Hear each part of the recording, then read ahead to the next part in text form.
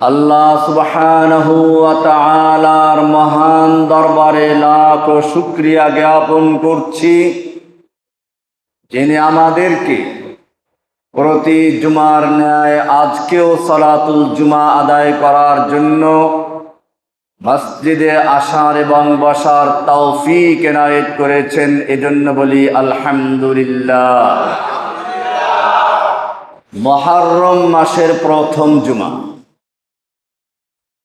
এটা মুসলিম উম্মার জন্য অত্যন্ত কলঙ্ক এবং দুঃখিত হওয়ার বিষয় যে মুসলিমদের বছর কখন শুরু হয় কখন শেষ হয় এটা হয়তো অনেকেই জানে না। অথচ বাংলা নববর্ষ, ইংরেজি নববর্ষ এগুলো শুরু হলে ঘটা করে উদযাপন করা হয়, পুরা দুনিয়া কাঁপিয়ে তোলা হয়। এজন্যই আমরা যে ধারাবাহিক আলোচনা পেশ করছিলাম, সিলসিলাতুল ফিতান মা যাহারা মিনহা ওয়া মা বাতান, ফিতনা যুগে যুগে, আজকে তার তৃতীয় পর্ব আল মারহালাতুস সালিসা। আজকের পর্বে মূলত আলোচনা হবে মুহররম এলেই আমাদের দেশের মানুষ মনে করে এই মাসটা হচ্ছে ইমাম হুসাইন রাদিয়াল্লাহু তাআলা আনহুকে কেন্দ্র করে আগুন নিয়ে খেলা করা, বুক চাপড়ানো, হায় হাসান হায় হোসান করে মিছিল করা, কালো পোশাক ধারণ করা, এরকম কতগুলো জিনিসের নাম হচ্ছে মুহররম। অথচ আল্লাহ সুবহানাহু ওয়া তাআলা কোরআনে স্পষ্ট ইরশাদ করেছেন, ইন্না ইদ্দাতাশ শুহুরি ইনদাল্লাহি 12 শাহরান ফি কিতাবিল্লাহি ইয়াওমা খালাকাস সামাওয়াতি ওয়াল আরদা মিনহা আরবাআতুন হুরুম। আল্লাহ সুবহানাহু ওয়া তাআলা যেদিন থেকে আসমান এবং জমিন সৃষ্টি করেছেন তখন থেকেই আল্লাহর কিতাবে মাস হচ্ছে 12টি, এর মধ্যে 4টি মাস হচ্ছে আশহুরুন হুরুম, সম্মানিত মাস। এই 4টি মাস সম্মানিত কি কি? আল্লাহর রাসূল সাল্লাল্লাহু আলাইহি ওয়াসাল্লাম ব্যাখ্যা দিয়েছেন। আন আবি বকরা রাদিয়াল্লাহু তাআলা আনহু قال, আবু বকরা রাদিয়াল্লাহু তাআলা আনহু থেকে বর্ণিত, আবু বকর নয়, আবু বকরা রাদিয়াল্লাহু তাআলা আনহু থেকে বর্ণিত, তিনি বলেন, ইন্নাজ জামানা ক্বাদ ইস্তাদারা কাহাইআতিহি ইয়াওমা খালাকাস সামাওয়াতি ওয়াল আরদ। আল্লাহ সুবহানাহু ওয়া তাআলা যেদিন আসমান ও জমিন সৃষ্টি করেছেন সে সময় সেই অবস্থায় আবার ফিরে এসেছে জামানা, অর্থাৎ কাফেররা এটাকে পরিবর্তন করেছিল। এই 4 মাসকে পরিবর্তন করত, যুদ্ধ এলে বলতো এই বছর এই মাস পরে হবে, আমরা যুদ্ধ চালিয়ে যাব। আল্লাহর রাসূল সাল্লাল্লাহু আলাইহি ওয়াসাল্লাম বলছেন, যেদিন তিনি বিদায় হজের ভাষণ দিচ্ছিলেন, ইন্নাজ জামানা ক্বাদ ইস্তাদারা কাহাইআতিহি ইয়াওমা খালাকাস সামাওয়াতি ওয়াল আরদ। আসমান ও জমিন আল্লাহ সুবহানাহু ওয়া তাআলা যে সময় সৃষ্টি করেছিলেন সেই সময় আবার সে অবস্থায় ফিরে এসেছে। এরপরে বললেন, as-sanatu isna ashara শাহরান, মাস 12টি, বছর হয় 12 মাসে। মিনহা আরবাআতুন হুরুম, এর মধ্য থেকে 4টি মাস হচ্ছে সম্মানিত। সালাসুন মুতাওয়ালিয়াতুন, 3টা হচ্ছে ধারাবাহিক, যুলকাদা, যুলহিজ্জা এবং মুহররম। আরেকটি হচ্ছে বিচ্ছিন্ন, রজব মুদার আল্লাযী বাইনাল মুহররম, রজব আল মুদার আল্লাযী বাইনা জুমাদা ওয়া শাবান। আরেকটা হচ্ছে রজব মাস, যেটা রজব, যেটা হচ্ছে জুমাদা এবং শাবান মাসের মধ্যবর্তী। এই 4টি মাস হচ্ছে আশহুরে হারাম। এর প্রথম যে মাসগুলো তার মধ্যে একটি হচ্ছে মুহররম, ইসলামী সালের প্রথম মাস। কিন্তু মুসলিম উম্মাহ ইসলামী তাহাজিব তামাদ্দুনের পরিবর্তে বিজাতীয় কালচারগুলোকে এমনভাবে গ্রহণ করেছে। আমরা যে ফিতনা নিয়ে আলোচনা করি, হুযায়ফা ইবনুল ইয়ামান রাদিয়াল্লাহু তাআলা আনহু বলতেন, মানুষেরা আল্লাহর রাসূল সাল্লাল্লাহু আলাইহি ওয়াসাল্লামকে জিজ্ঞাসা করত আনিল খায়র, কল্যাণ সম্পর্কে, ভালো জিনিস সম্পর্কে। ওয়া আনা আসআলু আনিশ শাররি, আমি আল্লাহর রাসূলকে জিজ্ঞেস করতাম মন্দ এবং অকল্যাণকর জিনিস সম্পর্কে, ফিতনা সম্পর্কে। মাখাফাতা আন ইউদরিকানি, যাতে এই ফিতনা আমাকেও স্পর্শ না করতে পারে। ফিতনা হচ্ছে আকীদার ক্ষেত্রে, ফিতনা রাজনৈতিক, ফিতনা তাহজিব তামাদ্দুন কালচারাল ফিতনা।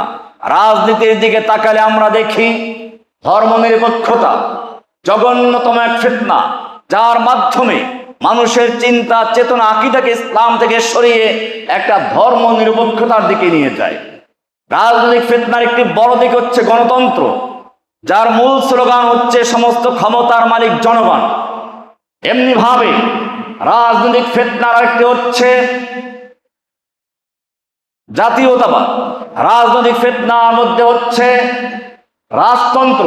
এই সবগুলো হচ্ছে রাজনৈতিক ফিতনা। এমনি ভাবে যদি ধর্মীয় ফিতনার দিকে তাকান, ধর্মীয় ফিতনা হচ্ছে ভণ্ড সুফিবাদ, ধর্মীয় ফিতনা হচ্ছে কাদিয়ানিয়াত, ধর্মীয় ফিতনা হচ্ছে খাওয়ারিজ, ধর্মীয় ফিতনা হচ্ছে ইমাম মাহদী দাবি করা ভণ্ডগুলো, ধর্মীয় ফিতনা হচ্ছে আহলে কোরআন নামদারি ভণ্ড প্রতারক একদল হাদিস অস্বীকারী, ধর্মীয় ফিতনা হচ্ছে কবর পূজারী, ধর্মীয় ফিতনা হচ্ছে ভণ্ড পীর পূজারী। এমনি ভাবে ধর্মীয় লাইনেও ভণ্ডামি, কেউ গেসু দারাজ, কেউ জুলফে দারাজ, কেউ ল্যাংটা পীর, কেউ আতা বক্স, কেউ গঞ্জে বক্স, কেউ খাজা নওয়াজ, কেউ বান্দা নওয়াজ, কেউ গরিব নওয়াজ, কত রকমের টাইটেল ধরে তারপরে ধর্মীয় অঙ্গনে বিভিন্ন রকমের ফিতনা আবির্ভূত হয়েছে। এখন তৈরি হয়েছে ইমাম মাহাদির পালা। বইটার একজন ইঞ্জিনিয়ার আরমান, সে তো ইমাম মাহাদি বনে বসে আছে, মক্কা দিয়ে গ্রেপ্তার হয়েছিল। অনেক অনুসারী তার আছে বাংলাদেশে।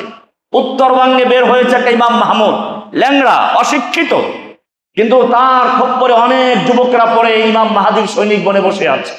এমনি ভাবে কোরআনিয়ুন একদল আছে, আহলে কোরআন, হাদিসকে অস্বীকার করে। এর উপরে আমি বিস্তারিত আলোচনা অনেক সময় করেছি। এমনি ভাবে আরেকটি ফিতনা, যেটা হচ্ছে শিয়া ফিতনা, বর্তমান যুগের একটা বড় ফিতনার মধ্যে এটি একটি। মূলত ভণ্ড সুফি প্রতারকদের থেকেই এটার জন্ম। আজকে আমরা সেই বিষয়গুলো নিয়ে আলোচনা করব। যে ফিতনাগুলো কালচারাল ফিতনা, এর মধ্যে হচ্ছে এখন বর্তমান সময়ে ক্রিকেট, ফুটবল, এগুলো আপনারা দেখেছেন। জমি বিক্রি করে তারপরে পতাকা তৈরি করেছে। যে দেশের মানুষ না খেয়ে মরে, যেই মুসলিমদের ফিলিস্তিনি যুবকেরা, আপনারা দেখেছেন একটা শিশু একটা ব্যাগ নিয়ে হাসপাতালে হাজির হয়েছে। ডাক্তার জিজ্ঞেস করেছেন এর ভিতরে কি রক্ত ঝরছে? বলল এর ভিতরে আমার ছোট ভাই আছে। ডাক্তার খুলে দেখলো ক্ষত বিক্ষত একটা মরদেহ, ছোট ভাইয়ের লাশটা বড় ভাই নিয়ে হাসপাতালে পৌঁছেছে। যেই জাতির সামনে একটা ঘর ধ্বংস হয়ে গেছে, তার ভিতর থেকে দুটো বাচ্চা বেরিয়ে আসছে, দুই ভাই। ছোট ভাই জানে না কি হয়েছে, ক্ষুধার জন্য কাতরাচ্ছে। বড় ভাই দৌড়ে গেছে একটু রুটি আনার জন্য, এসে দেখে আর একটা বোমা এসে তার ভাইটাকে পাথর চাপা দিয়েছে। লাশটা রক্তাক্ত হয়ে পড়ে আছে। রুটির টুকরা এনে বাবা ভাইয়ের কাছে দাঁড়িয়ে আছে। যেই জাতির লক্ষ লক্ষ যুবকেরা উদ্বাস্ত হয়ে বার্মার থেকে বাংলাদেশে আশ্রয় নিয়েছে, যেই জাতির যুবকেরা আজকে ভারতে বসে গরু জবাই করলে তাদেরকে পিটিয়ে হত্যা করা হয়, সেই জাতির যুবকেরা জমি বিক্রি করে তারপরে পতাকা তৈরি করছে। সেই জাতির যুবকেরা মারামারি করে তারপরে হাসপাতালে, তারপরে কবরে পর্যন্ত চলে যাচ্ছে। যেই জাতির উচিত ছিল বাতিলের বিরুদ্ধে লড়াই করে শহীদ হয়ে যাওয়ার, সেই জাতি আজকে ফুটবল নিয়ে মারামারি করছে। এটা মনে রাখতে হবে, এটা সাধারণ কোনো বিষয় নয়। আমি আগেও বলেছিলাম, ফিতনা একদিনে আসে না। ফিতনা আসে বিষ যেরকম শরীরের ভিতরে আস্তে আস্তে প্রবেশ করে, এরকম ভাবে এজন্য বলা হয়েছে আল ফিতনাতু ইযা আকবালাত, ফিতনা যখন সূচনা হয়, শুরু লগ্নে আসে, তখন আলিমাতুল উলামা, আলেমরা টের পায়। ওয়া ইযা আদবারাত আলিমাতুল জুহাল, আর যখন ফিতনা এসে যায়, চলে যায়, যখন ফিতনা সব সর্বনাশ করে যায়, তখন মূর্খেরা টের পেয়ে থাকে। এজন্য মনে রাখতে হবে, বর্তমান বাংলাদেশের জন্য একটা বড় ফিতনা মেঘের মতো, কালো মেঘের মতো অন্ধকার হয়ে ধেয়ে আসছে। ভারতীয় কালচার, হিন্দুত্ববাদের কালচার, এমনি ভাবে এই ফুটবল ক্রিকেটের কালচার, এর মাধ্যমে যুব সমাজকে ইসলামী তাহজিব তামাদ্দুন থেকে দূরে সরিয়ে, কালিমায়ে তাওহীদের থেকে দূরে সরিয়ে বিজাতিদের পতাকা উড্ডীনের জন্য পাগল বানিয়ে দিচ্ছে। আপনারা জানেন এই ব্রাজিল প্রথম বিশ্বযুদ্ধে ইসলামী খেলাফতকে ধ্বংস করার জন্য, ওসমানীয় খেলাফতকে ধ্বংস করার জন্য সবচেয়ে বড় ভূমিকা পালন করেছিল এই ব্রাজিলেরা। কাফের মুশরিকদের জোটে ছিল এরা। আজকে মুসলিম যুবকেরা তাদের ইতিহাস ভুলে গেছে। ব্রাজিলের পতাকা নিয়ে গর্ব করে, লক্ষ লক্ষ টাকা তৈরি দিয়ে তারপরে পতাকা তৈরি করে। আরো দুঃখের বিষয় হচ্ছে বাংলাদেশের সড়কে যখন কিছু তাওহীদি জনতা সেই ব্রাজিল আর আর্জেন্টিনার পরিবর্তে তাওহীদের কলমা পতাকা খচিত, তাওহীদের কালেমা খচিত পতাকা উড়িয়েছিল, এদেশের কিছু নাস্তিক মুরতাদদের দোসর কিছু লোক সেগুলো নামিয়ে দিয়েছে। আমি সেজন্য সারা বাংলাদেশের যুবকদেরকে বলবো, বাংলাদেশের বর্তমান প্রধানমন্ত্রী জনাব তারেক রহমানকে আমি ধন্যবাদ জানাই। তার বাবা বাংলাদেশের সংবিধানে বিসমিল্লাহ সংযোজন করেছিল, আর তিনি বর্তমান সংসদে স্পিকারের মাথার উপরে কালেমায়ে তাওহীদ লা ইলাহা ইল্লাল্লাহ লিপিবদ্ধ করে দিয়েছেন নিজের উদ্যোগে। আমি চাই তিনি যেন সেই যুবকদের আইডল হয়ে বাংলার জমিনে কালেমায়ে তাওহীদের হুকুমত জারি করে একটা নজির স্থাপন করে যান। এদেশের জনগণ তার বাপকে যেরকম স্মরণ করছে, তার মাকে যেমন স্মরণ করেছে, ইনশাআল্লাহ তিনি যেভাবে এই সংসদ ভবনের স্পিকারের মাথার উপরে কালেমায়ে তাইয়্যিবা লা ইলাহা ইল্লাল্লাহ লিপিবদ্ধ করেছেন, বাংলাদেশের প্রতি রাস্তায় রাস্তায়, বাংলাদেশের প্রতি স্কুল কলেজের সামনে যদি এরকম ভাবে কালেমায়ে তাইয়্যিবার পতাকা উড্ডীন করতে পারেন, ইনশাআল্লাহ এদেশের তাওহীদি জনতা কিয়ামত পর্যন্ত তাকে আদর্শ হিসেবে মেনে নেবেন ইনশাআল্লাহ। আমি বলবো, বাংলাদেশে প্রতিটি ঘরে ঘরে, প্রতিটি রাস্তার মোড়ে মোড়ে, প্রতিটি ব্রিজে, সব দর্শনীয় স্থানে ব্রাজিল আর আর্জেন্টিনা নয়, তার কালেমায়ে তাইয়্যিবা লা ইলাহা ইল্লাল্লাহ খচিত পতাকা দিয়ে গোটা বাংলাদেশকে ছড়িয়ে দাও। মনে রাখতে হবে, ফিতনা যে পথ ধরে আসে ওই পথেই তার মোকাবেলা করতে হবে। বাংলাদেশে বর্তমানে অনেক গুপ্ত সংগঠন তৈরি হচ্ছে, কাদিয়ানীদের সংগঠন, বেরেলভিদের সংগঠন, এরকম আহলে কোরআন নামদারি ভণ্ড হাদিস অস্বীকার কাজে সংগঠন, আবার জেহাদের নামে কতগুলো বিদেশি এজেন্ডা বাস্তবায়ন করার জন্য কিছু তরুণ বিভ্রান্ত যুবকেরা বিদেশি কোন এজেন্টের খপ্পরে পড়ে এদেশে দুর্ঘটনা ঘটাবার চেষ্টা করছে। আমি স্পষ্ট বলে দেই, কোন গুপ্ত অস্পষ্ট কোন সংগঠনের সঙ্গে কারো যুক্ত হওয়ার অধিকার ইসলাম দেয়নি। আল্লাহর রাসূল সাল্লাল্লাহু আলাইহি ওয়াসাল্লাম বলেছেন, তারাকতুকুম আলা মিল্লাতিন বাইদা, আমি তোমাদেরকে সুস্পষ্ট একটা স্পষ্ট বিধানের উপরে মিল্লাত উপরে যাচ্ছি, লাইলুহা কান্নাহারিহা, যার রাত এবং দিন সমান স্পষ্ট, অস্পষ্টতার কোনো স্থান নেই। এমনি ভাবে আল্লাহ সুবহানাহু ওয়া তাআলা পবিত্র কোরআনের সূরা ইউসুফের 108 নম্বরে বলেছেন, কুল হাদিহি সাবিলি আদউ ইলাল্লাহ, বলো আমি এটাই আমার রাস্তা, হাদিহি সাবিলি আদউ ইলাল্লাহ, আমি আল্লাহর দিকে মানুষকে আহ্বান করি, আলা বাসীরাতিন, জেনে বুঝে, অবুঝে নয়, জেনে বুঝে, আলা বাসীরা, বুঝে শুনে আপনি কি কাজ করছেন, কার সাথে করছেন, কেন করছেন, এই সবগুলো জেনে বুঝে তারপরে আপনি কোনো কাজের সাথে যুক্ত হন। অস্পষ্টভাবে অথবা আপনাকে বলা যাবে না, আমরা যা করছি আপনাকে বলা যাবে না, যদি বলা না যায় তোমার জন্য সেই সংগঠন করার কোনো অধিকার নেই। আজকে বিভিন্ন ভণ্ডামি শুরু হয়েছে, কেউ জিহাদ ব্যবসা করছে, কেউ বিভিন্ন গোপন সংগঠন করছে, আর যখন ধরা পড়ে তখন এদেশের তাওহীদি জনতার পক্ষে যারা কথা বলে সেই সমস্ত ওলামায়ে কেরামদের নাম বলে নিজেদের গুপ্ত লিডারকে আশ্রয় দেওয়ার চেষ্টা করে। আমি এর বাস্তবতা দেখেছি। অনেক ভণ্ড সংগঠন যখন তারা ধরা পড়েছে জসিমউদ্দিন রহমানের নাম বলে নিজেদের লিডারদেরকে সেভ করার চেষ্টা করেছে। এরা প্রতারক, এরা ভণ্ড, এরা জিহাদ ব্যবসায়ী, এরা গন্ডগোল লাগায়, দুইটা পটকা মেরে তারপরে এদেশের তাওহীদি জনতাকে জেলে ঢুকিয়ে দিয়ে বাতিলদের তারা মিশনকে বাস্তবায়ন করছে। সেই জন্য আমি বলবো, আজকে এই মুহররমকে কেন্দ্র করে অনেক ভণ্ডামি চলে। সেই জন্য আমাদের ধারাবাহিক লেকচার ছিল সিলসিলাতুল ফিতান মা যাহরা মিনহা ওয়া বাতান।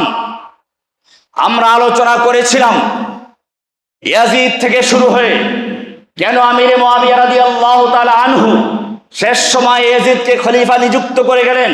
এর অনেকগুলো কারণ আপনারা জানেন। দীর্ঘ ফিতনা ফাসাদের পরে আমিরে মুআবিয়া রাদিয়াল্লাহু তাআলা আনহু 20 বছর পর্যন্ত খেলাফতের দায়িত্ব পালন করেছেন। স্থিতিশীলতা আসলো, তিনি আবার চিন্তা করলেন তার মৃত্যুর পরে ফিতনা শুরু হয়ে যাবে। সেজন্য তিনি পরামর্শ করলেন কাকে খলিফা বানানো যায়। আপনারা জানেন দরবারে কিছু চাটুকার থাকে, সবসময় চাটুকার। শেখ হাসিনার সময় দেখা যাচ্ছে কেউ তাকে জননী, কওমি জননী খেতাব দিয়েছে, কেউ তাকে জান্নাতি জননী বলেছে, কেউ তো তাকে যুগের রাবেয়া বসরি বলেছে। এমনকি তৎকালীন সময়ের একজন বড় যে কাফিল উদ্দিন বেদাতি, সে তো বলেই ফেলল আপনি জান্নাতি মহিলা। কে জান্নাতি কে জাহান্নামী মৃত্যুর আগ পর্যন্ত কোনো খবর নিশ্চয়তা করার সুযোগ নেই। আল্লাহ রাসূল সাল্লাল্লাহু আলাইহি ওয়াসাল্লাম বলেছেন, হাদিসগুলো আমি গত জুমার আগের জুমা বলেছি, ফিতনা সম্পর্কে হাদিস, ইউসবিহু মুমিনান ওয়া ইউমসি কাফিরান, সকালবেলা মুমিন অবস্থায় ঘুম থেকে উঠবে, বিকালে কাফের হয়ে যাবে, বিকালে মুমিন অবস্থায় ঘুমাবে, সকালে কাফের হয়ে যাবে। এরকম ফিতনার যুগ আসবে। সেই যুগে একটা দেশের একটা মহিলাকে, যে রংবাজ মহিলা, মহা অভিনেত্রী, এক এক সময় এক এক রং ধারণ করে, মক্কায় গিয়ে সে হেজাব পরে, আবার ভারতে গিয়ে তিলক পরে, এরকম একটা বহুরূপী, একটা ভ্রান্ত ভণ্ড কে, একটা দাজ্জালকে, একটা ইবলিসকে এইভাবে জান্নাতের টিকিট দিয়ে দিল। এরকম চাটুকার যদি এই যুগে থাকতে পারে, মনে রাখতে হবে এই চাটুকাররা সেই আমিরে মুআবিয়ার যুগেও ছিল। তারা আমিরে মুআবিয়াকে তেলবাজি করলো। আপনার ছেলে রাজ পরিবারের জন্ম, যুদ্ধের অভিজ্ঞতা আছে, দেশ চালানোর অভিজ্ঞতা আছে। ইমাম হুসাইন যদিও বুজুর্গ, রাসূলের নাতি, কিন্তু দেশ চালাতে পারবে না। এটা এই যুগেও আছে। দেখবেন আলেমদেরকে সম্মান করে, মহাব্বত করে, কিন্তু এই বিশ্বাস করে আলেমরা দেশ চালাতে পারবে না। এটা ইয়াজিদের যুগ থেকে শুরু হয়েছে। ইয়াজিদের অনুসারীরা মুসলিমদের অন্তরে এই রোগ ঢুকিয়ে দিয়েছে, আলেম ওলামা দেশ চালাতে পারবে না। আলেম ওলামারা মসজিদে খুতবা দিবে না, মসজিদ ইমামতি করবে, মাদ্রাসায় পড়াবে, রাজনৈতিক অঙ্গন থেকে তাদেরকে দূরে রাখতে হবে। এটাই ছিল ইয়াজিদের অনুসারীদের চক্রান্ত, যা আজ পর্যন্ত বাস্তবায়ন হচ্ছে। আপনারা জানেন এই যুগে তালেবানরা দীর্ঘ লড়াইয়ের পরে ক্ষমতায় এসে বিশ্বের বুকে মাথা উঁচু করে দেশ চালাচ্ছে। অর্থনীতির ক্ষেত্রে, স্থিতিশীলতার ক্ষেত্রে, এবং সুদ, ঘুষ, মদ, জুয়া সব কিছুকে ধ্বংস করে একটা সুন্দর রাষ্ট্রদল উপহার দিয়েছে, প্রমাণ করেছে মোল্লারাও দেশ চালাতে পারে। সেজন্য মনে রাখতে হবে, ইয়াজিদের বাবা আমিরে মুআবিয়ার কাছে তেলবাজের আগে বলল, ইমাম হুসাইন যদিও বিজ্ঞ বুজুর্গ আলেম, আল্লাহ রাসূলের নাতি, কিন্তু দেশ চালাবার মতো ক্ষমতা তার নেই, যোগ্যতা নেই, তিনি পারবেন না। এটার জন্য ইয়াজিদকে প্রয়োজন। এই সব ভণ্ড প্রতারক তেলবাজদের খপ্পরে পড়ে শেষ পর্যন্ত আমিরে মুআবিয়া রাদিয়াল্লাহু তাআলা আনহু ইয়াজিদকে খলিফা নিযুক্ত করলেন। এখানে কেউ কেউ আমিরে মুআবিয়া রাদিয়াল্লাহু তাআলা আনহুকে দোষ দিয়ে বলে থাকে যে আমির ইয়াজিদ হুসাইন রাদিয়াল্লাহু তাআলা আনহুকে হত্যার জন্য পরিকল্পনা করেছিল আমিরে মুআবিয়া, আর বাস্তবায়ন করেছে ইয়াজিদ। এটা ঠিক নয়। আমিরে মুআবিয়া রাদিয়াল্লাহু তাআলা আনহু একজন সাহাবী, আল্লাহর রাসূল সাল্লাল্লাহু আলাইহি ওয়াসাল্লামের যারা ওহী লিখে রাখতেন তার মধ্যে একজন। সেজন্য মনে রাখতে হবে, তিনি ওসিয়ত করেছেন ইয়াজিদকে, খবরদার হুসাইনের সাথে ভালো আচরণ করবে। যাই হোক, ইয়াজিদ খলিফা নিযুক্ত হলো। এরপরে যখন আমিরে মুআবিয়া রাদিয়াল্লাহু তাআলা আনহু মারা গেলেন, সর্বপ্রথম মদিনার গভর্নর ওলীদ ইবনে উতবা ইবনে আবু সুফিয়ানকে পত্র লিখলো, দ্রুত হুসাইন থেকে এবং আব্দুল্লাহ বিন জুবায়ের থেকে তুমি বায়াত নিয়ে নাও। গভীর রাতে মদিনার যে গভর্নর উতবা ইবনে ওলীদ ইবনে উতবা আল ইবনে ইউসুফ আবু সুফিয়ান, ওলীদ ইবনে উতবা ইবনে আবু সুফিয়ান হুসাইন রাদিয়াল্লাহু তাআলা আনহুকে ডাকালো। সেখানে মারওয়ানকে উপস্থিত রাখা হলো। বলা হলো যে ইয়াজিদ মরে গেছে, আমিরে মুআবিয়া মারা গেছেন, ইয়াজিদের পত্র এসেছে, তিনি খলিফা, আপনাকে বায়াত দেওয়ার জন্য জোর দেওয়া হয়েছে। হুসাইন রাদিয়াল্লাহু তাআলা আনহু বললেন, মিসলি আমার মতো ব্যক্তি এরকম গোপনে বায়াত দিতে পারে না। আপনি সকল মানুষকে আগামীকাল ডাকুন, সেখানে আমাকেও ডাকুন, আমি আমার বক্তব্য সেখানে তুলে ধরব। মারওয়ান সেখানে উপস্থিত। মারওয়ান বলল, এই মুহূর্তে ছাড় দেওয়া যাবে না, হয়তো বায়াত দিবেন, নইলে মেরে ফেলে দাও। হুসাইন রাদিয়াল্লাহু তাআলা আনহু বোকা ছিলেন না। তিনি যখন ওই গভীর রাতে তাকে ডাকা হলো, তিনি বুঝতে পেরেছিলেন নিশ্চয়ই বড় কিছু ঘটেছে। তিনি তার পরিবারের মদিনার যুবকদেরকে সাথে নিয়ে গেলেন, তাদেরকে দরজার বাইরে রাখলেন, বললেন যদি শোনো আমার আওয়াজ বেড়ে গেছে তোমরা ঢুকে পড়বে। যাই হোক, মারওয়ান এরকম বলার পরে উতবা চাইলেন না, ওলীদ চাইলেন না যে এই দায়িত্ব তিনি মাথায় নেবেন। তিনি হোসেন রাদিয়াল্লাহু তাআলা আনহুকে যাওয়ার সুযোগ করে দিলেন। ইমাম হোসেন রাদিয়াল্লাহু তাআলা আনহু বের হয়ে আসলেন। এরপরে তিনি চিন্তা করলেন মদিনায় বেশি দিন থাকা যাবে না। আল্লাহর রাসূল সাল্লাল্লাহু আলাইহি ওয়াসাল্লামের রওজায় চলে গেলেন। দীর্ঘক্ষণ পর্যন্ত আল্লাহর কাছে দোয়া করলেন, রাসূলের রওজায় দুরূদ শরীফ পাঠ করলেন। এরপরে তিনি পরিবার নিয়ে মক্কায় হিজরত করলেন, মদিনাকে চিরতরে বিদায় দিয়ে চলে গেলেন। মক্কায় যাওয়ার পরে যখন কুফার লোকদের খবর এসে গেল তিনি মক্কায় চলে এসেছেন, বায়াত দেন নাই, কুফার লোকেরা একের পর এক হাজার হাজার শত শত হাজার হাজার চিঠি লিখতে শুরু করলেন। ইমাম হুসাইন রাদিয়াল্লাহু তাআলা আনহু তিনি সরাসরি না গিয়ে তাদের চিঠিতে ভরসা না করে নিজের আপন চাচাতো ভাই মুসলিম ইবনে আকিলকে পাঠালেন, যাও কুফাতে গিয়ে বাস্তব অবস্থাটা যাচাই করে আসো। তিনি কুফায় গেলেন। একদিনে 12,000 লোক তার কাছে বায়াত দিল হযরত হোসাইনের পক্ষে। গোটা কুফা যেন তার জন্য অপেক্ষমান। তিনি পত্র লিখলেন, ইমাম হোসাইন রাদিয়াল্লাহু তাআলা আনহু যাওয়ার সিদ্ধান্ত নিলেন। বড় বড় আকাবের সাহাবা ইকরাম তাকে বাধা দিলেন। ইবনে আব্বাস তো বললেন আপনি যাবেন না, খবরদার, আপনার বাবার সঙ্গে কি আচরণ করেছে আপনি ভালো করেই জানেন। আর যদি আপনি একান্তই যেতে চান তাহলে নারী শিশুদেরকে আপনি রেখে যান। ইমাম হোসাইন রাদিয়াল্লাহু তাআলা দেখলেন যে না, গোটা কুফাবাসী তার জন্য অপেক্ষমান। তিনি সবকিছু নিয়ে রওনা হলেন। ওদিকে যেটা ঘটলো, যখনই এজিদের জানা হলো, এজিদ যখন জানতে পারলো কুফার অবস্থা এরকম, তখন কুফার তৎকালীন গভর্নর ছিলেন বিশিষ্ট সাহাবী নোমান ইবনে বশির রাদিয়াল্লাহু তাআলা আনহু, তাকে অপসারণ করে তার জায়গায় ওবায়দুল্লাহ ইবনে জিয়াদ, যে ছিল বসরার গভর্নর, তাকে নিযুক্ত করল। এরপরে সেই ওবায়দুল্লাহ ইবনে জিয়াদ রাতের বেলায় কিছু অল্প সংখ্যক লোক নিয়ে প্রবেশ করলো। লোকেরা মনে করলে ইনি হোসাইন রাদিয়াল্লাহু তাআলা, তারা তো হোসাইনকে চিনে না, আর এই ওবায়দুল্লাহ ইবনে জিয়াদ কেউ চিনে না। মনে করলে ইনি হচ্ছেন ইমাম হোসাইন রাদিয়াল্লাহু তাআলা আনহু। তাকে সেভাবে ইস্তেকবাল করলো, তাকবীর দিল, স্লোগান দিল, আর সে সবাইকে চিনতে লাগলো। ওবায়দুল্লাহ ইবনে জিয়াদ এভাবে সেই রাজপ্রাসাদে গেল, কুফার যেখানে গভর্নর প্রাসাদ সেখানে হাউজে উপস্থিত হলো। গিয়ে সে এখানে চালাকি করলো, কুফার নেতৃবৃন্দকে ডাকলো। এরপরে বলল, দেখো, যারা এখন আত্মসমর্পণ করে বায়াত দিবে তাদেরকে ছেড়ে দেওয়া হবে, পুরস্কার দেওয়া হবে, আর যারা যুদ্ধ করবে তাদের সব মেরে ফেলা হবে। ভয় দেখালো। অনেক লোক চলে গেল। এমনকি ইমাম মুসলিম ইবনে আকিল, যাকে হোসেন রাজা প্রেরণ করেছিলেন, তিনি প্রথম গিয়ে উঠেছিলেন মুখতার আস-সাকাফির ঘরে। সেখান থেকে তিনি সরে চলে গেলেন বিপদ আজ করতে পেরে।